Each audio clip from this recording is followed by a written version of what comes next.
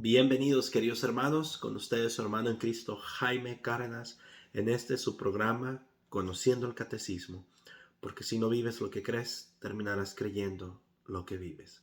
Empezamos en el nombre del Padre, del Hijo y del Espíritu Santo. Amén. Señor, te damos las gracias por tu infinita misericordia. Alabamos y bendecimos tu nombre. Nos abandonamos ante tu presencia en este día del Señor. Permítenos, Cristo Jesús, siempre buscar conocerte más, siempre abandonarnos a lo que tu palabra de parte de la iglesia tienes que decirnos. Déjanos ser dóciles y permítenos ser firmes en lo que creemos. Todo esto te lo pedimos por la intercesión de nuestra Madre Santísima, en el nombre del Padre, del Hijo y del Espíritu Santo. Amén. Mis hermanos, continuamos con el capítulo 3 en la sección del credo que es Creo en el Espíritu Santo, numeral 683. Nadie puede decir Jesús es Señor, sino por influjo del Espíritu Santo. Primera de Corintios 12:3. Dios ha enviado a nuestros corazones el Espíritu de su Hijo que clama Abba Padre. Gálatas 4:6. Este conocimiento de fe no es posible sino en el Espíritu Santo.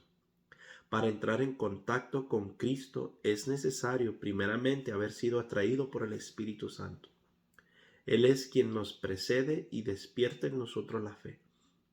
Mediante el bautismo, primer sacramento de la fe, la vida que tiene su fuente en el Padre y se nos ofrece por el Hijo, se nos comunica íntimamente y personalmente por el Espíritu Santo en la Iglesia.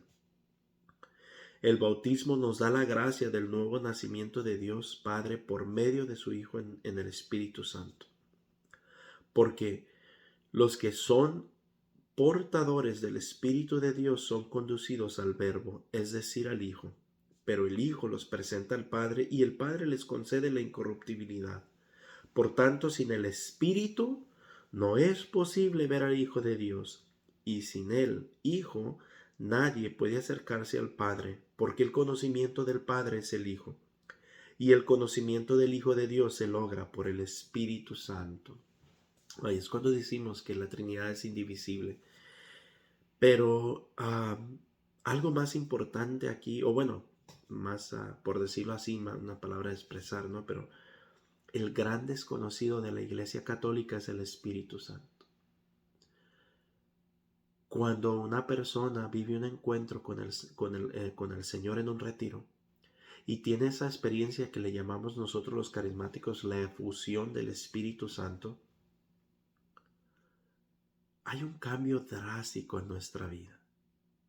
Y ese cambio nos hace hacer todos los cambios posibles en nuestra vida para agradarle al Señor. Incluso, si no me equivoco, era Santa Teresa de Ávila que decía que el Espíritu Santo puede mover la manilla de nuestra vida en un instante, en un segundo, lo que nosotros en toda la vida no lo podemos lograr. Y por eso es tan importante vivir un retiro, vida en el Espíritu Santo.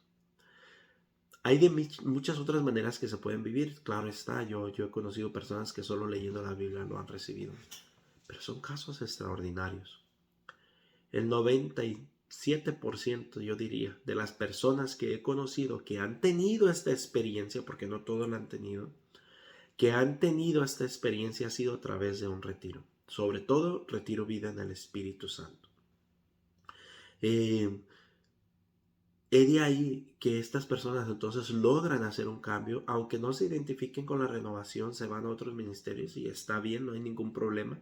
La misión de la renovación nunca ha sido llenar sus grupos, sino es atraerlos a la iglesia. Entonces, mientras ellos se activen y empiecen a hacer un servicio dentro de la iglesia, en cualquier movimiento que el Señor los ha llamado, está bien. Así que ese bautismo en el Espíritu Santo es absolutamente necesario. Por eso vemos mucha gente que es muy religiosa, y lo digo ahora en el sentido positivo, no dejan de ir a misa, tratan de ver videos como estos, van creciendo y sí van haciendo unos cuantos cambios en su vida poco a poco. Pero cambios firmes, cambios verdaderos, cambios radicales, esos casi no los hacen. Van avanzando muy lentamente. ¿Por qué? Porque no ha habido ese bautismo en el Espíritu Santo y es importante y necesario ese bautismo del Espíritu Santo. Porque el Espíritu Santo, porque el conocimiento de Jesucristo lo logramos a través del Espíritu Santo. Y es el Hijo el que nos va a hablar del Padre.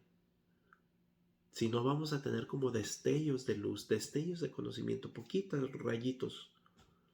Pero cuando viene el Espíritu Santo y obra en nuestra vida, hace un cambio radical. Yo recuerdo cuando vivía ese retiro y hubo un bautismo del Espíritu Santo en mi vida.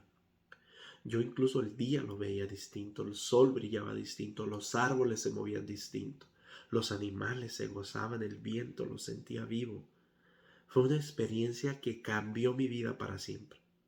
Con esto no digo que no he pecado desde entonces, claro que sí, y fuertemente.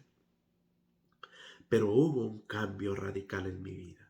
Y desde entonces, para la gloria de Dios, hace ya 20 años, si mal no recuerdo, no le he dicho que no al Señor. Eso no significa que no he tenido mis caídas y mis bajones. Pero no he dicho que no, por difícil que ha sido. A veces sin ganas de continuar. Pero aquí nos hemos mantenido para la gloria de Dios, por la gloria de Dios y por el Espíritu Santo, no por los esfuerzos de uno. Porque de uno quisiera uno cuitear a la primera que se pone difícil. Entonces, yo te invito a tener esta experiencia de un nuevo renacer en el Señor, de nacer en el Espíritu, porque lo que viene de la carne es carne, y lo que viene del Espíritu es Espíritu. Numeral 684.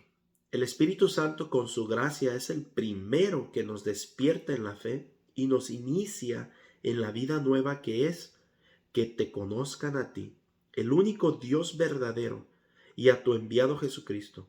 No obstante, es el último en la revelación de las personas de la Santísima Trinidad. O sea que que el Espíritu Santo es el primero que nos despierta en la fe, mas sin embargo es el gran desconocido dentro de la Iglesia Católica.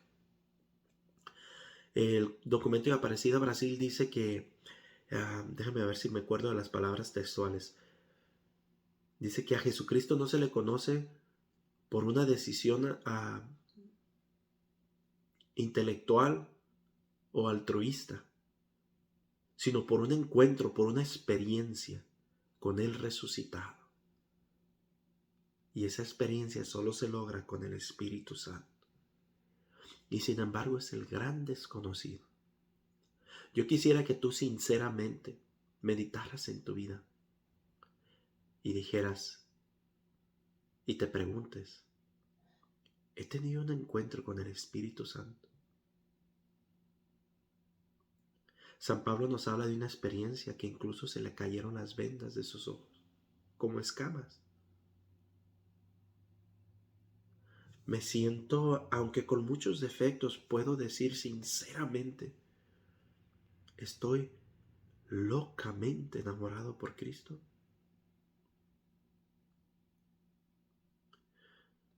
Me puedo preguntar y contestar yo mismo, aunque sabemos que a la hora de la hora solo Dios sabe cómo actuaremos, pero sinceramente puedo decirme, ¿estoy dispuesto a morir por Cristo y por el Evangelio? ¿Pero de verdad estoy dispuesto? Y en donde vamos a caer muchos de nosotros, incluyéndome a mí, amo lo suficiente a Cristo como para dejar aquellos pecados que me hacen caer. Y yo confieso que ahí me quedo corto.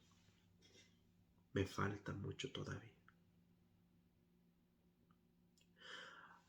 Puedo preguntarme y contestarme, amo a Jesucristo al punto que celosamente defiendo la sana doctrina de la Iglesia Católica. Me dedico a conocerla. Me dedico a predicarla con hechos, pero también con palabras. Hago lo que está en mis manos para que mis hijos la reciban. Se las introduzco a mis hijos, a mis hermanos, a mis padres, a los que me rodean, a mi esposo, mi esposa.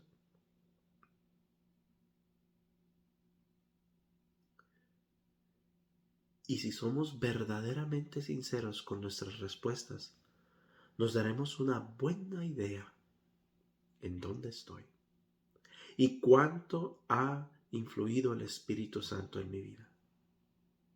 No me digas que eres un fiel católico y estás a favor del pro-choice, que es lo mismo, no te engañes, es lo mismo que el pro-abortion, solo que es una palabra vestida para que se oiga más bonito.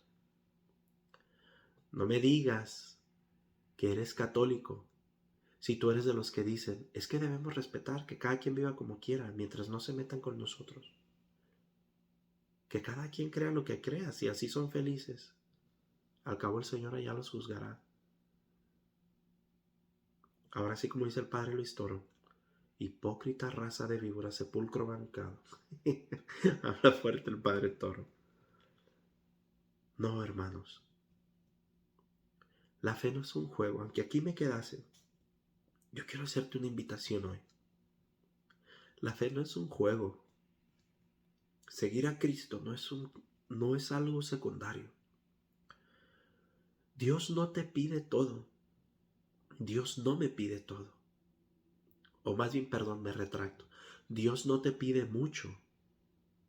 Dios no me pide mucho. Dios te pide absolutamente y radicalmente todo. Dios me pide absolutamente y radicalmente todo. Dios no es un diosito para tenerlo nomás en mis momentos difíciles y pedirle como si fuera un mago. No. Dios no es para concederme aquellas cosas que me apuran, que me preocupan. No es vivir Dios de la manera que yo lo entiendo, yo lo quiero.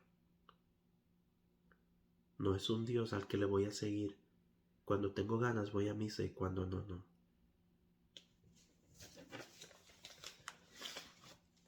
Dios es un Dios donde todo lo que yo crea, haga o piense necesita estar según lo que la doctrina de nuestra Madre la Iglesia nos enseña, que claro está deducido de la Biblia.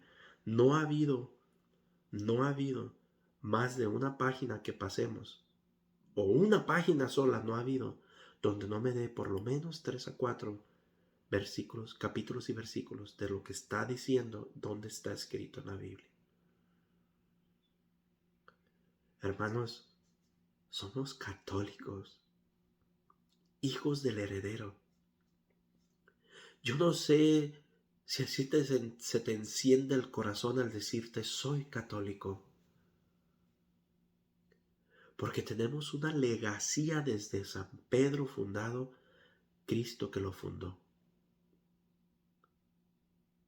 Todos los santos, toda la riqueza de la iglesia se nos ha dado a manos llenas. Yo no sé si tú te sientes orgulloso de saber que dentro de la fe cristiana, la verdadera, no los protestantes, la verdadera fe cristiana ha sido la cuna del mundo donde se ha beneficiado infinitamente. Los derechos humanos no salieron de gobiernos políticos, salieron de la Iglesia Católica. Los derechos laborales no salieron de los políticos, salieron de la Iglesia Católica. Los sistemas de hospitales no salieron de los pueblos, de los políticos, ni de los protestantes, salieron de la Iglesia Católica.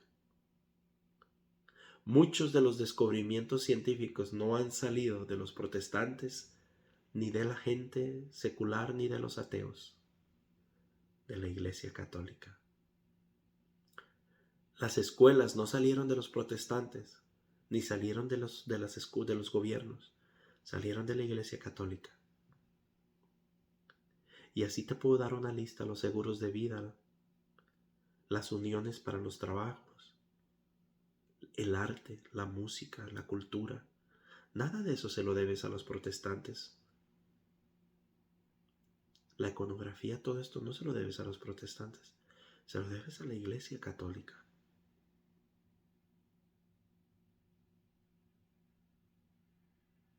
La Carta Magna que Inglaterra se escribió, que es la madre de la Carta de la Independencia de Estados Unidos, no fue gracias a los protestantes o los pilgrims, como muchos creerían. Fue la Iglesia Católica que estuvo ayudando ahí. Busca en la historia si hay alguna organización más grande o más pequeña que haga más ayudas, incluyendo los gobiernos, que la Iglesia Católica.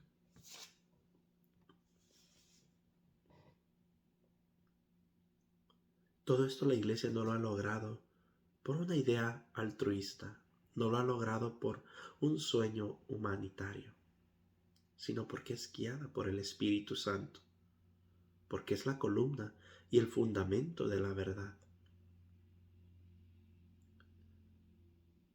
Si tú eres un católico que algún protestante te tiene mareado y ha empezado a convencerte de ir a sus reuniones con ellos o a estudiar la Biblia, yo te invito, antes de que te vayas de la Iglesia Católica, conócela. Conoce lo que la Iglesia enseña y por qué lo enseña. Lee la Biblia completa, no la incompleta de los protestantes. Y si hay un protestante aquí, séte sincero. Al cabo tú estás solo. No me salgas con la niñada de que la Iglesia Católica le aumentó más libros.